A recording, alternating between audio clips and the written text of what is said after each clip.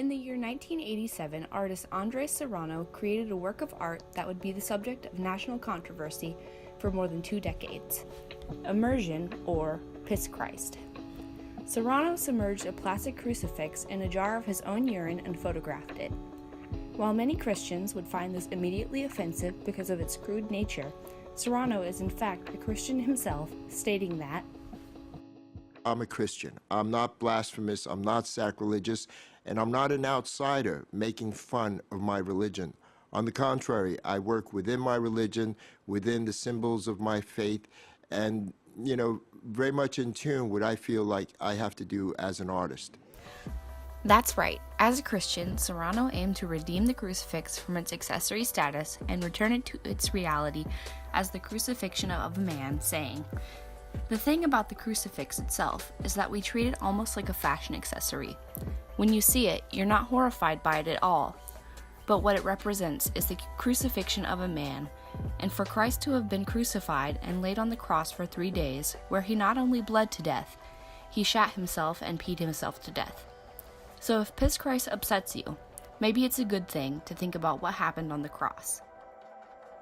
Now, the Christian community reacted to the piece in 2 different manners. The first is an acceptance of the work as a form of artist expression, maybe even interpreting it in their own constructive terms. Were you not offended when you looked at Andre Serrano's Piss Christ? Didn't you find that denigrating of the simple figure of your faith?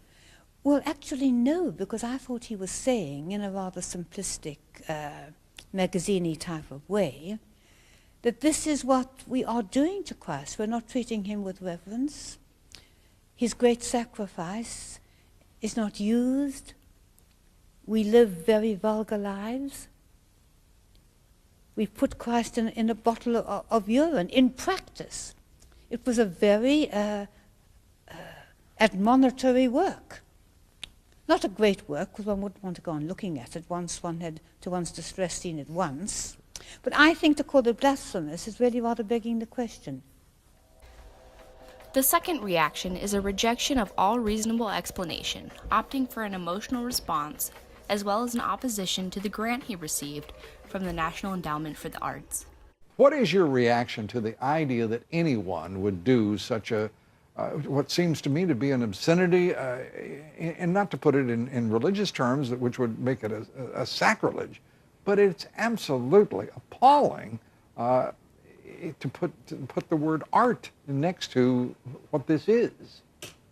It's absolutely appalling. It's beyond offensive, and what makes it even more outrageous is the fact that our tax dollars have had anything to do with this. They're bringing back something which they insulted us with back in the late 1980s when Serrano got $15,000. The other is the timing. As you correctly pointed out, the president and others have heightened sensitivity to Muslim sensibilities when they're offended, but nothing about us. So people say to me, well, why don't you get over it? Well, I ask people, if you took, in fact, a picture of your own mother and put her in a jar of urine, should that be understood as a love letter? They wouldn't let me into the gallery last night.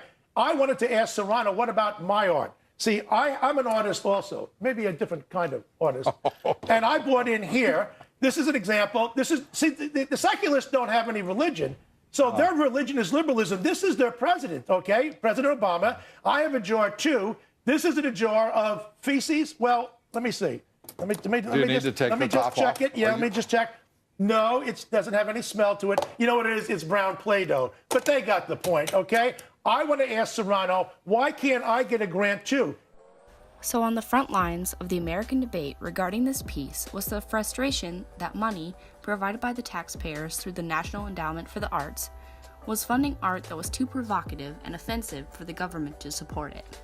Serrano clarifies the funding for his artwork, stating that, I received not a whole grant from the NEA, National Endowment for the Arts, but a partial grant. I received $15,000 from an organization that had received $5,000 from the NEA. Mm-hmm. At the time that I received that money, I was a poor artist. I made no income. I paid very little taxes. Since then, because of the fact that, my name became so prominent and I sold so much work, I've paid millions of dollars back in taxes, you know? So you have to figure it was a great investment for the government and for the United States. Regardless of the fact that right-wing senators did not choose to acknowledge the piece as a condemnation of the billion-dollar Christ-for-profit industry, they were still on a mission to defund NEA, as clearly it only benefits liberal atheist art that promotes blasphemy and filth.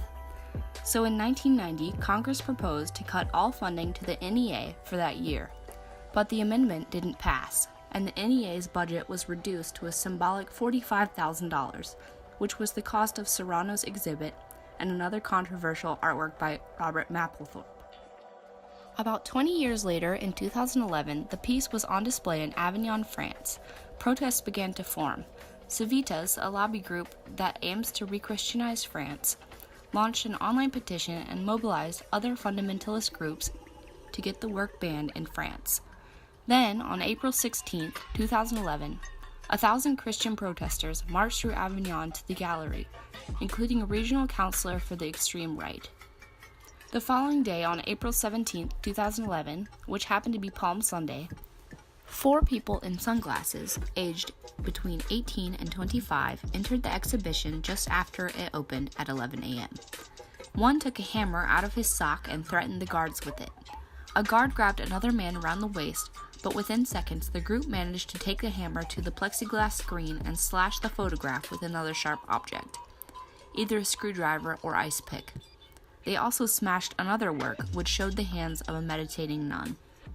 I don't care about the art, and you could make a decent case as to like whether it gets public funding, etc. Those are good debates. That's a fair debate, right? But going and destroying it, it just says I'm a loser, I'm an animal, I can't win an intellectual debate, so I'm going to rip it up like a monkey. Yeah. So congratulations, fundamentalist Catholics in France. You've proven you're like monkeys.